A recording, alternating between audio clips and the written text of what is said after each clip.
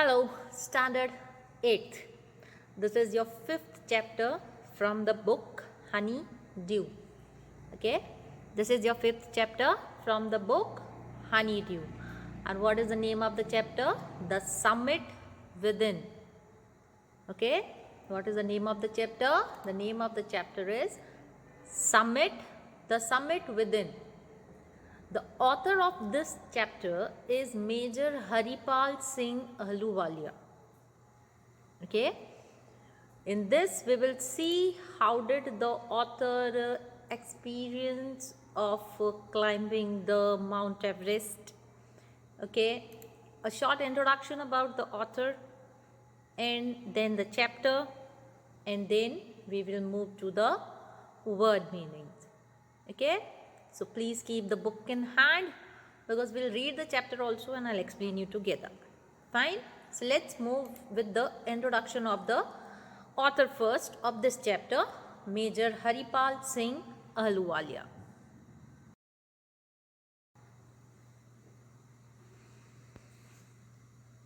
Major Haripal Singh Ahluwalia was born on 6th November in 1936. Yes, before independence. He was born before independence.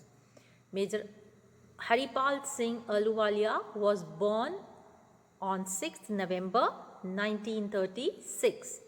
Is an Indian mountaineer, author, social worker and retired Indian Army officer. Okay, he is an author also. He is an Indian mountaineer also who climbed Mount Everest and many other.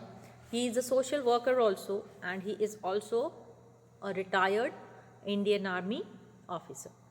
During his career, he has made contributions in the fields of adventure, sports, environment, disability and social work. Means other than his career, like he was an Indian officer, army officer, other than that also he has given many contributions. Okay, his contributions are in sports also, disability and social work also, adventures also. He is the 6th Indian man and 21st man in the world that climbed Mount Everest. He is the 6th Indian and 21st man in the world who climbed Mount Everest. On 29th May, 12 years to the day from the first ascent of Mount Everest, the fourth and the last summit with HCS Rawat, PHU Dorji, Sherpa, Ahluwalia made the summit. Okay. This was the first time 3 climbers stood on the summit together. Now, what is a summit? Here we are reading about, the name of the chapter is itself telling us, Summit Within. Okay, so what is a summit? A summit is the highest point of a hill or a mountain. Okay, and Major Ahluwalia with his other 2 friends, HCS Rawat and PHU Dorji Sherpa, they climbed the summit of Mount Everest. Okay, and this was the first time when the 3 climbers stood on the summit together. After his graduation, Ahluwalia joined the Indian Army as an officer, receiving a commission as a second lieutenant in the Army Electrical Mechanical Engineering branch on 14th December 1958. Now further, after his graduation, he joined Indian Army. Okay, and he received the commission as a second lieutenant in the Army Electrical and Mechanical Engineer. He was promoted to lieutenant on 14th December 1960 and to captain on 14th December 1964. Okay, means after joining the Indian Army, he got promotions also. First, he was promoted as a lieutenant on December 14, 1960, and then he was promoted as a captain on December 14, 1964, after 4 years. Seeing action during the 1965 war with Pakistan, he was wounded by a bullet in his spine. When he was having a war with Pakistan, okay, he was wounded with a bullet in his spine, which left him confined to a wheelchair. In the picture you can see, the picture is of Haripal Singh Ahluwalia, and he is sitting on a wheelchair. The reason is, when he was with a war in Pakistan, he was on a war with Pakistan, he got wounded by a bullet in his spine, and that thing left him confined to a wheelchair. He received an early discharge from the army on 8th January 1968, and because of it he got an early discharge from the army with the honorary rank of major. Realizing the needs of persons with spinal injury, Ahluwalia, with the support of his friends, set up the Indian Spinal Injury Center, that is ISIC, in Vasant Kunj, New Delhi, India, in 1993. Now, as he was also suffering from the same, okay, so he could understand, or you can say he could realize the needs of the people who had spinal injuries. Okay, so with the support of his friends, he set up the Indian Spinal Injury Center, that is in Vasant Kunj in New Delhi in 1993. He set up that. He was served as an IOFS officer. Okay, he also served as an IOFS officer. Now, if we go through some of his books, because as we saw that he is an author also, some of his books are Higher Than Everest, Eternal Himalaya, the Summit Within, which we are going to read that now, Eternal Himalaya, Beyond the Himalayas, okay, Hermit Kingdom Ladakh, Everest Where the Snow Never Melts, Ladakh Nubra, The Forbidden Valley, and Tracing Marco Polo's Journey. Now, these are some of his books. Okay. Now, what is Major Ahluwalia trying to say in this chapter? What does he want to say? Okay. Let's have a short introduction about the chapter, so that the chapter would be more easier for us to understand.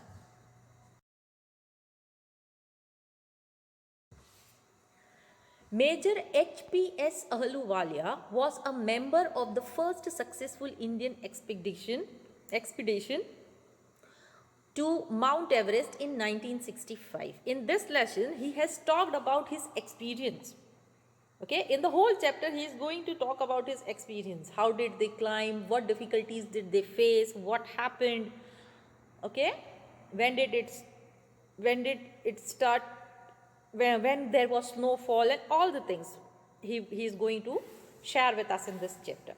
Okay, he has talked about his experience of climbing the world's highest summit. He tells the readers how the physical conquest changes one on a personal and spiritual level. Okay, he is also trying to say to the readers means the right now which we are now the readers of this chapter. So he is trying to tell us through this chapter that how the physical conquest changes one on the physical and a personal and spiritual level. After talking about climbing the physical summit, he also talked about the task of climbing the summit within. The Summit Within is the story of experience of Major H.P.S. Ahluwalia, a member of the first successful Indian expedition of Mount Everest. To climb to the summit means, what does that mean? It means the demonstration of climbers' endurance, persistence, and willpower. Means climbing such a high mountain, you all know that Mount Everest is the highest mountain in the world, right? Now, climbing that mountain is not that easy. Okay, you need the willpower also. Okay, so a climb to summit means the demonstration of the climbers. We are going to see endurance, persistence in this chapter. Since childhood, the narrator has been attracted by mountains. The narrator was attracted to the mountains from childhood itself.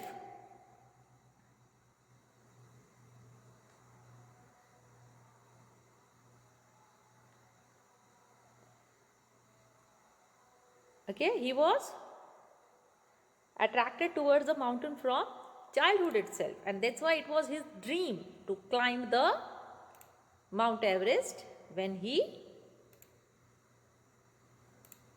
grows up, and he fulfilled that. Okay. Now this chapter begins with the author expressing how he felt. Now let's see.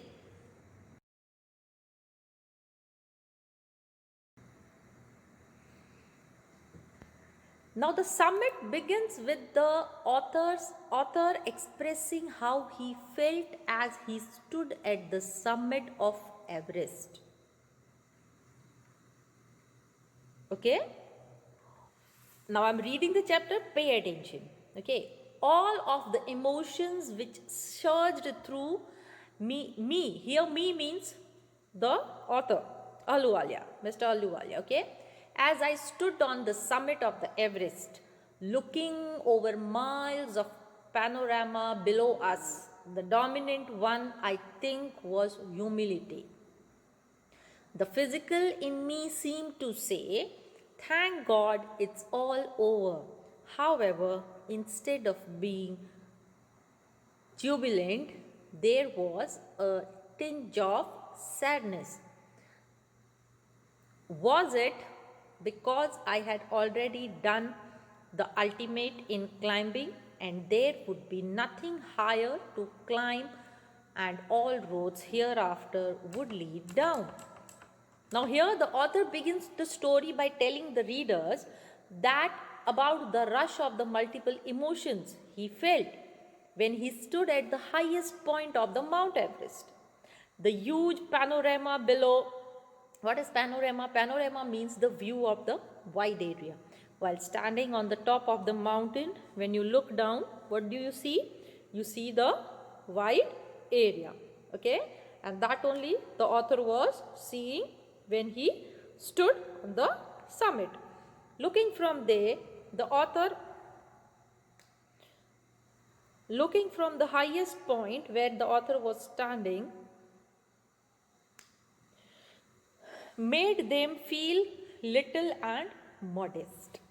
Okay, because the area was very wide, so when they stood at the top of the peak or top of the summit, they felt themselves very small.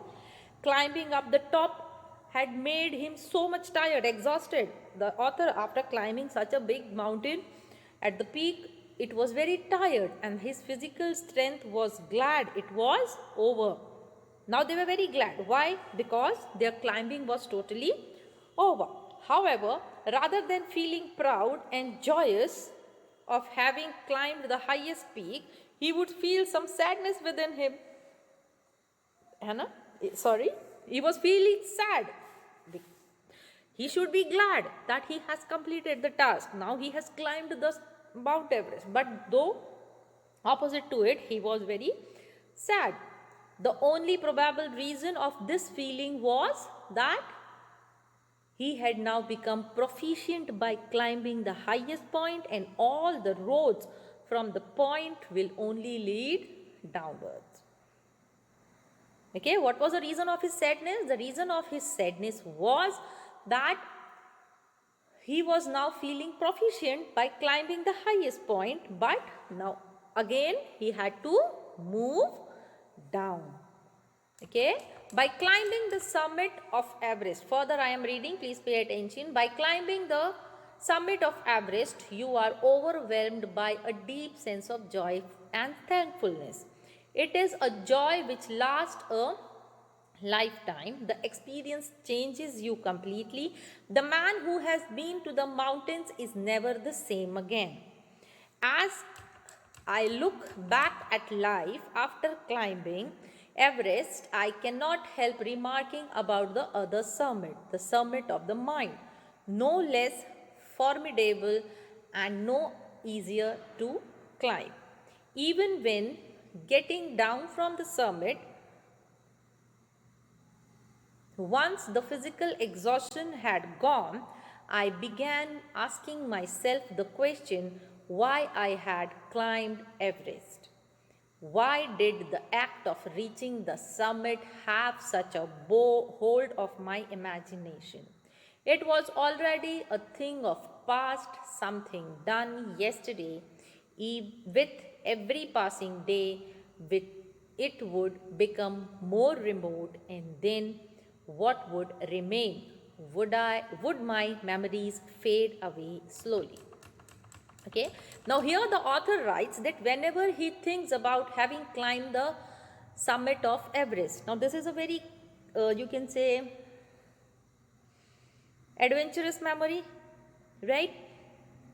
Now the author could not walk, but whenever he remembers this adventure of climbing, okay, whenever he thinks about having climbed the summit of Everest, he cannot help but think about another significant summit. And that is the summit of his mind, which is not easier to climb either.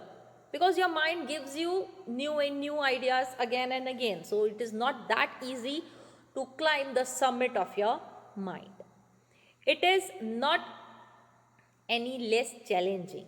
Once he had climbed Mount Everest, returned and recovered from the physical exhaustion, when the author had come back and climbed and came back, and when he had recovered from the physical exhaustion, he began to ask himself that why did he climb the highest peak, though he knew that it was quite difficult for him to climb. Why the accomplishment had an impact on his imagination all the time, even even when it was a thing of the past. But then too, sitting in the present also, the author was thinking, why did he climb the Mount Everest? Why did he climb such a highest peak? Okay, he knew that as each day passed, the experience would get old, and that very moment he was unsure if the memory would remain or fade away slowly. Now, thinking of this, the same memory about climbing of the Mount Everest, the highest peak, okay, day by day, that memory is going to fade away. Okay, but though whenever the author sat silently, he used to think about it, that why did he climb the highest peak. Fine. Now further, when all these thoughts came to his mind, what happened?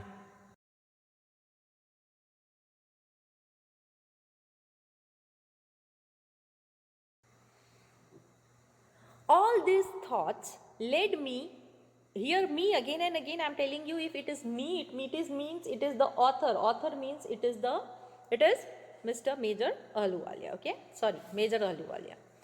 All these thoughts led me to question myself as to why people climb mountains.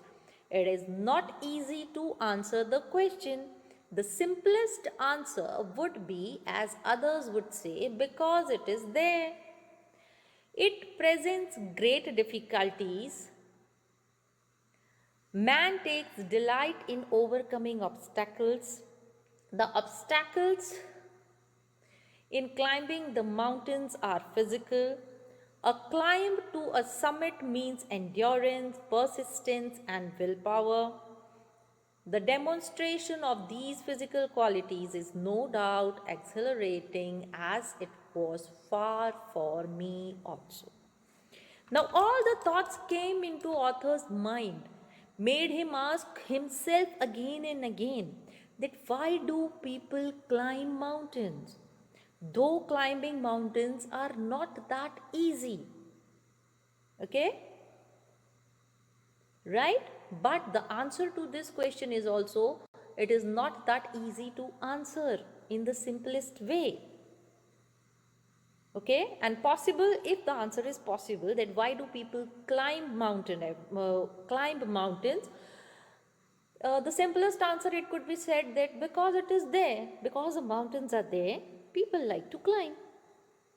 Climbing a mountain poses great challenges, we know. Okay, and we all know that overcoming these obstacles bring pleasures to climbers. Okay, now what are obstacles? OBSTAC. What are obstacles? Obstacles means here you can say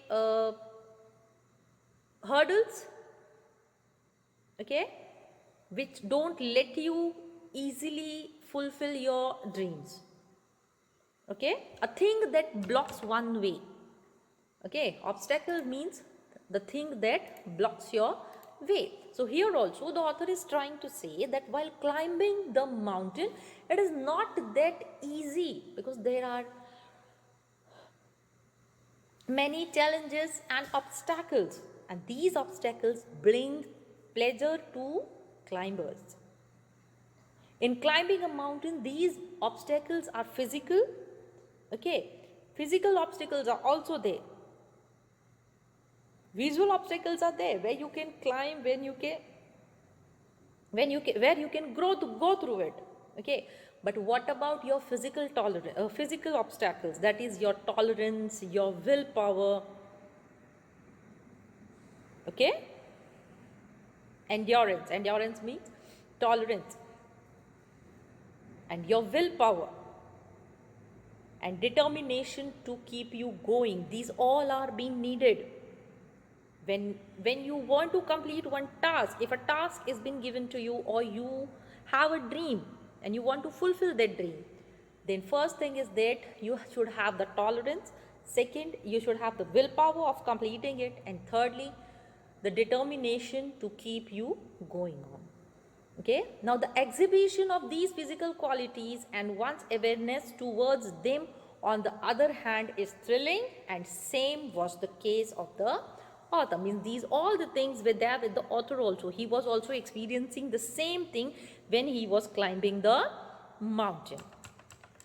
I have a more personal answer to the question. From my childhood, I have been attracted by mountains. I am reading the chapter, please pay attention in the book. I had been miserable, lost when away from mountains in the plains. Mountains are the nature as its best. Their beauty and majesty pose a great challenge, and like many, I believe that mountains are a means of communion with God. Okay, what is communion? Communion means the sharing and exchanging of intimate thoughts and feelings. Okay, especially in a mental or a spiritual level. Now the author here is telling that it seems to have a personal answer to this question as why he wanted to climb mountains. He had been immensely attracted. First reason the author gives that he was immensely attracted towards the mountains since his childhood, as we read in the introduction of his.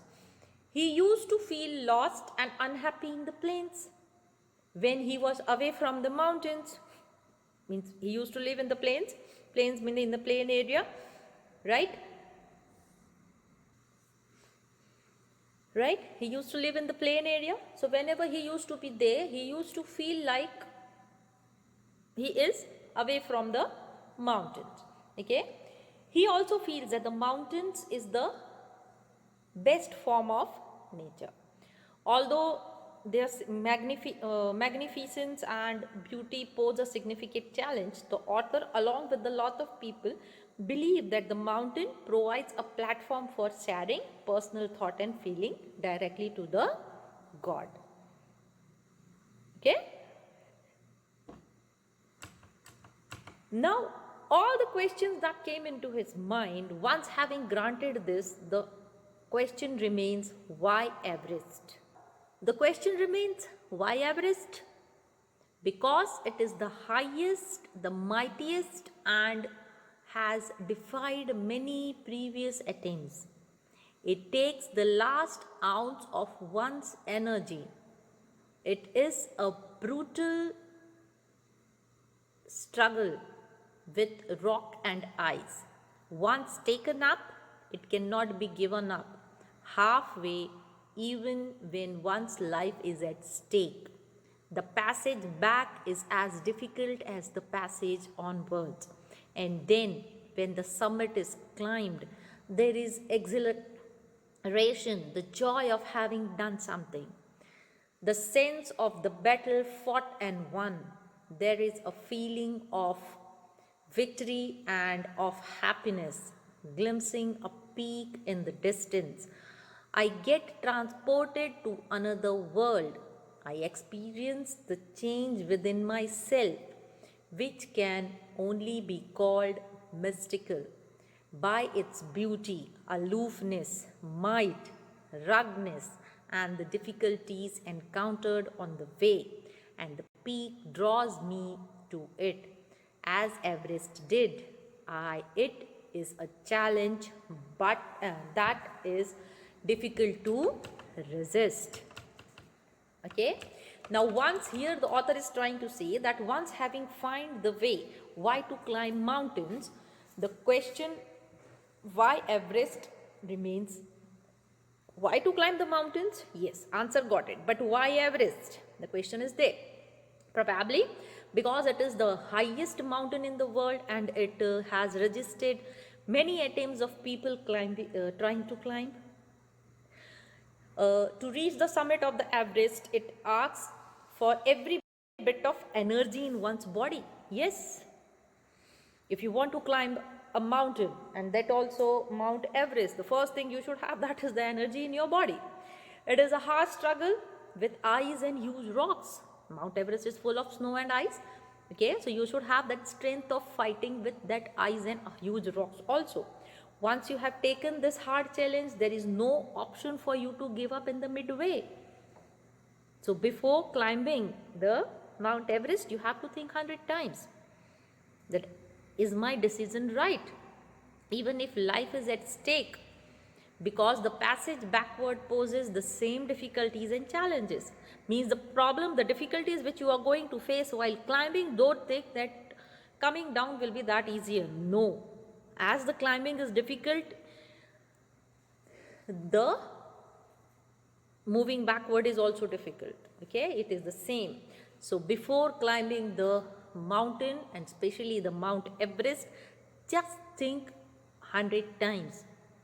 When finally, after overcoming all these obstacles, one reaches the summit, when you reach the point, when you reach the peak, okay, there, after reaching there, the feeling of accomplishment, excitement, joy, victory and happiness, everything is there. That is the feeling of having fought a battle and won. Once you reach the summit, once you have completed your task, okay, there is a feeling like you have won a battle. Okay, here the author, what is he trying to mention? He is trying to mention that how looking at another peak transported him to another world. He experienced a change within himself when he reached there, which can only be mystical, which he cannot express. Okay, when he completed his task, the peak attracted the author to itself with the help of its greatness, beauty, serenity and the difficulties it poses on the way. He says that it was a challenge but difficult to resist. Okay, means difficulty is there, challenge is completed, but their challenges cannot be without difficulties. Okay, challenges cannot be without difficulties. Now here the author says, in further, he is trying to say that looking back, if I find that I have not yet fully explained why I climbed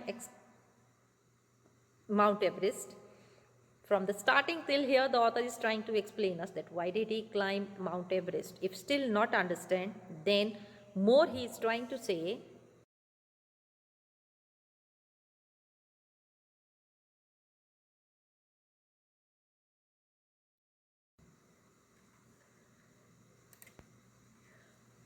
Further, I am reading it. Looking back, I find that I have not yet fully explained why I climbed Mount Everest. It is like answering a question: why you breathe? Why do you help your neighbor? Why do you want to do good acts? There is no final answer possible. And then there is a fact that Everest is not just a physical climb.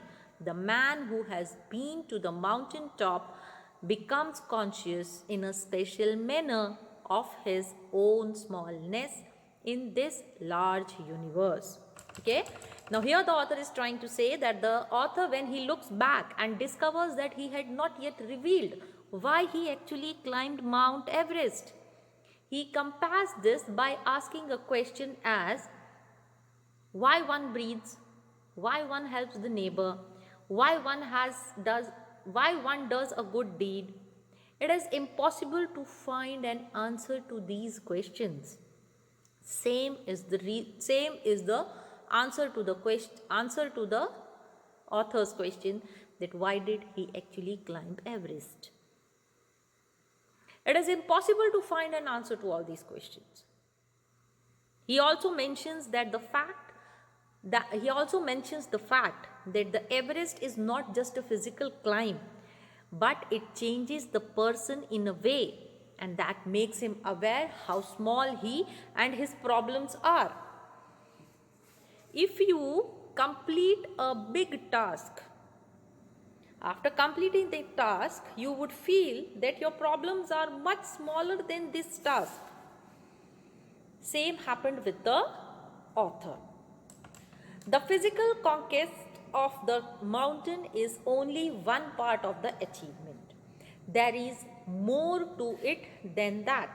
It is followed by a sense of fulfillment. There is a satisfaction of a deep urge to rise above one's surrounding. It is the eternal love of adventure in man. The experience is not merely physical, it is emotional, it is spiritual. Okay, here the author is trying to say that overcoming the physical barriers is only one bit of the accomplishment. Okay, there is a lot more to it, like the sense of accomplishment, the satisfying urge to rise above the current circumstances. It is never ending desire of adventure in a person. So the experience is not just physical, it is emotional experience also, the task which you complete. Okay, here the author's task was to climb the Mount Everest, to reach the peak of the Mount Everest. So when he reached there, he completed his task. Here he is sharing all his experiences, what experiences did he develop while climbing.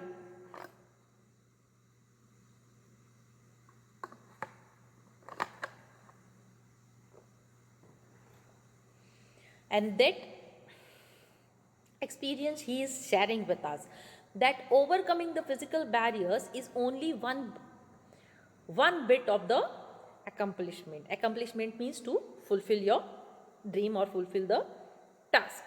Okay, now this experience which he is talking about, this experience is not just physical, it is attached with your emotions also, and it is spiritual too. Okay,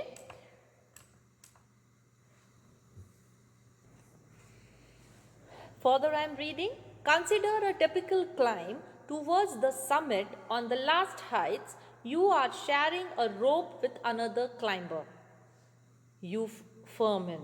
He cuts the steps in the hard ice, then he belays and you inch your way up. The climb is grim. You strain every nerve as you take every step. Famous climbers have left records of the help given by others.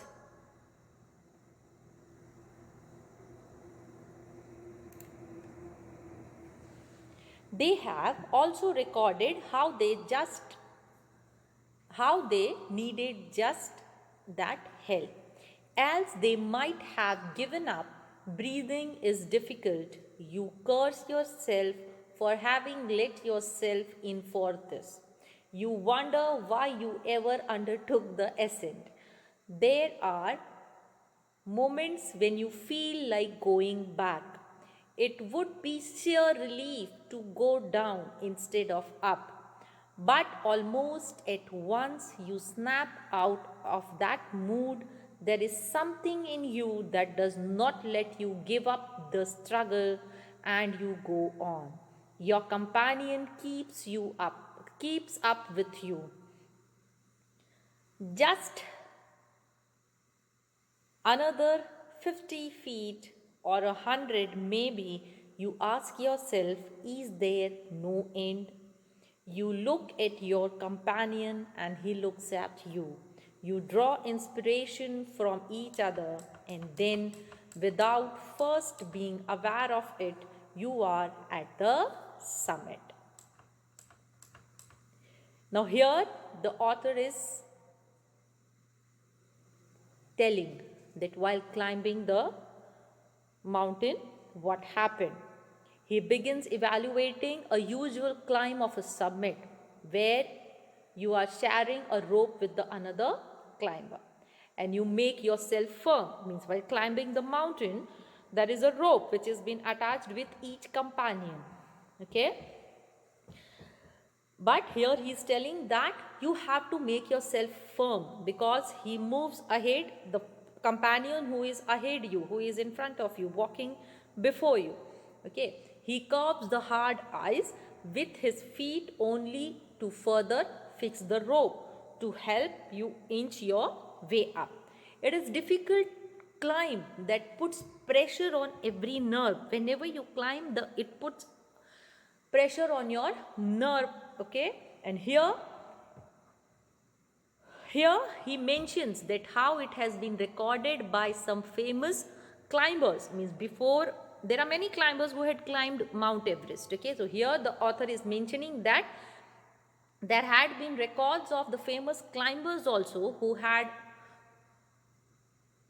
famous climbers for having taken help from others, and how it was the only thing they needed at that moment to move further. Okay. Now else they would have given up. If these records were not there while climbing, the author is telling that they would also have easily given up. It is indeed very difficult to breathe when you climb to an height. It is difficult to breathe, and such a altitude, such a high altitude, and the temperature is also cold there. It is so hard that you start cursing yourself. You start getting angry on yourself that why did you start doing this? Why did you undertake this challenge? Why did you undertake this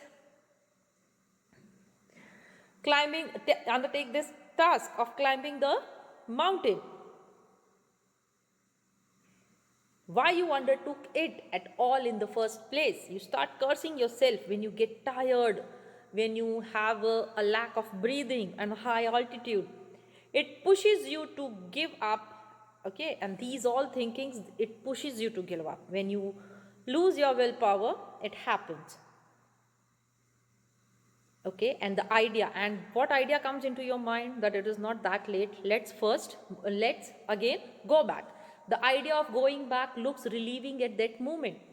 Then almost instantly you come out of that mood. No, I have completed half of my target.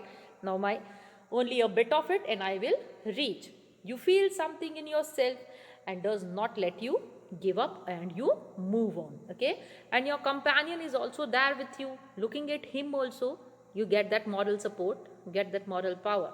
Okay. And as you climb and look at the distance left, you feel that is there any end or no? Is this climbing going to end or no? You and your companion both look at each other in search of motivation. At that time, you need one thing, that is only the motivation. If someone motivates you, but natural, you will be encouraged and you will complete your target. And then suddenly, without even realizing it, at first, you are already at your point. You are already at your target. Okay. Further I am reading, looking around from the summit, You tell yourself that it was worthwhile. Other silvery peaks appear through the clouds. If you are lucky, the sun may be on them. The surrounding peaks look like a jeweled necklace around the neck of your summit. Below, you see vast valleys sloping into the distance. It is an ennobling, enriching experience to just look down from the summit of the mountain. You bow down and make your obeisance in whichever god you worship. Means here the author is telling that as you look around, once you reach the summit, you tell yourself that it was the worth all the struggle. Means if your target has been completed, if you have fulfilled your target, your task, then the first thing you will tell to yourself that whatever obstacles you have faced, whatever struggle or hardship you have faced, it is worthwhile. Okay. You can see other peaks when you stand on the summit. You can see other peaks through the cloud. Okay. And it is all the peaks nearby looked like jeweled necklace. And when you look down from the peak, okay, you will see the vast valley. Okay, so to look down from the summit of a mountain, it is an honorable and enhancing experience. To look from the highest mountain down the plain and valleys, it is an enhancing experience. And you are on the top of the mountain. When you are as you are on the top of the mountain, your target has been completed. You have fulfilled your task. The first thing you would do is to bow down and pay respect to the God to whomsoever you worship. After all this, when the author reached the summit, what did he do? He left a picture of Guru Nanak on the summit.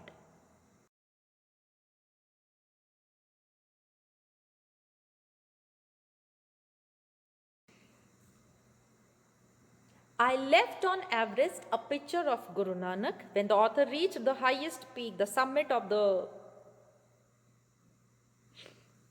mountain, first thing he did, he left a picture of Guru Nanak there. Rawat left a picture of goddess Durga. Fu Dorji left a relic of the Buddha. Edmund Hillary had buried a cross under a cairn, that is a heap of rocks and stones, in the snow. These are not symbols of conquest, but reverence. The experience of having climbed the summit changes you completely. Okay, what is reverence? Reverence means a deep respect for someone or something. Now here the author is telling that on Everest, the author left a picture of Guru Nanak, okay, and his other two climbers with him, okay, that is Rawat and Dorji. They left the picture of goddess Durga and Buddha. And they also saw that Edmund Hillary, who had climbed Mount Everest, he had also left a cross there, which was under the heap of rock in the snow. Here he is trying to mention that these are not the symbols of accomplishment, but these are the symbols of respect and admiration. And this is because the experience of having climbed the summit changes you completely. Okay. Now there is another summit which is within yourself. It is in your mind. Each man carries within himself his own mountain peak. He must climb it to reach to a fuller knowledge of himself. It is fearful and unscalable. It cannot be climbed by anyone else. You yourself have to do it. The physical act of climbing to the summit of a mountain outside is akin to the act of climbing the mountain within. The effects of both the climbs are the same. Whether the mountain you climb is physical or emotional or spiritual, the climb will certainly change you. It teaches you much about the world and about yourself. Here after climbing the Mount Everest. Now here the author is talking about other summit. Another summit means the summit that is within your mind. He further is trying to explain that how there is a mountain peak within each person and how he must climb it to attain complete awareness of oneself. It is fearful and it cannot be measured. The summit within you. Moreover, nobody means every person. Here the author is talking about every person has a summit within himself, and that summit cannot be climbed by anyone. It is only you who can climb it. Okay, he further explained then how physically climbing the mountain is similar to the climbing the mountain. Here you can say that the author is comparing climbing of the summit with the life. In the life there are many obstacles. Okay, you should never give up with it. You should fight with it. Okay, there are many problems. There may be any problems in the life, but you should fight with it rather than giving up. It changes you completely irrespective of the nature of climb being physical, emotional and spiritual. It teaches you a lot about the world around you and the one inside you. When you fight with these challenges, it teaches you many things. Okay, it also gives you the experience about the world around yourself and also the world within you. I venture to think that my experience as an Everester has provided me with the inspiration of face life's ordeals resolutely. Climbing the mountain was a worthwhile experience. The conquest of the internal summit is equally worthwhile. The internal summits are perhaps higher than Everest. Now the author goes about thinking that his experience of an Everester means he had climbed the Mount Everest, that's why, has given him both the strength and inspiration to deal with life's painful experiences. Now because the author had climbed, or you can say like this, that because the author had climbed Mount Everest, he had gone through many obstacles, many problems while climbing it. Okay. Now we had seen in the introduction, I had told you that the author was on the wheelchair. Now experiencing that problems while climbing the Mount Everest, the author has got the strength and inspiration to deal with the life's painful experience also. These pain, which the author is having right now, where he cannot walk, right? He is comparing it with the one which he got while climbing the Mount Everest. Just climbing Everest was a worthwhile experience. That experience of climbing the Mount Everest has given him a very good experience of how to live the life. Conquering the summit within is equally worthwhile. With that experience of Mount Everest, he is able to live in his life today. Internal summits are higher than the physical summit of Everest. I hope you have understood the lesson. Okay, there were some hard words while we were reading the chapter. Okay, let's have a look on the word meanings.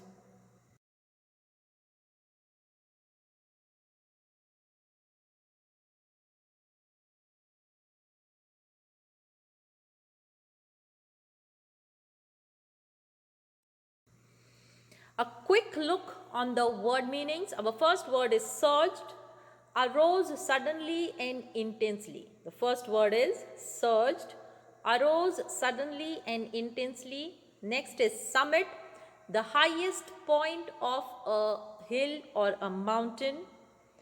Next is panorama, view of a wide area.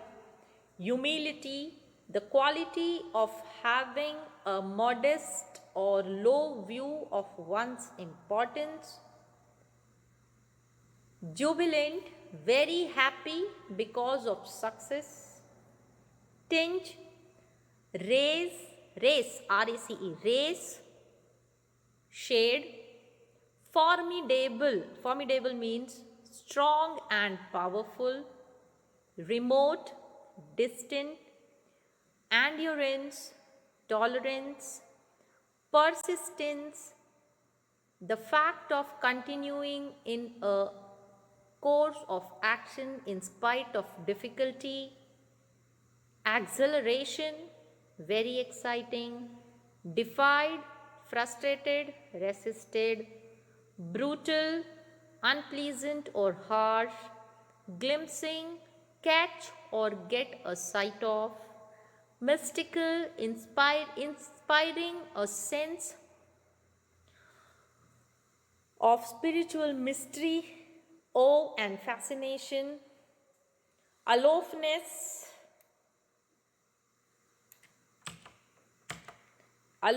is distant. Ruggedness is roughly irregular, heavy or hard in outline or form. Firm in, make yourself firm. Belays, fixes a rope. Grim, harsh, and ascent, climb. These all are the hard words for today with the with the meanings. You have to note down this word meanings. Okay. I'll give you the worksheet with this. Till then, take care of your health. Wash your hands again and again. Okay. It's too cold. Take care very properly. Hope we'll meet on soon. Bye.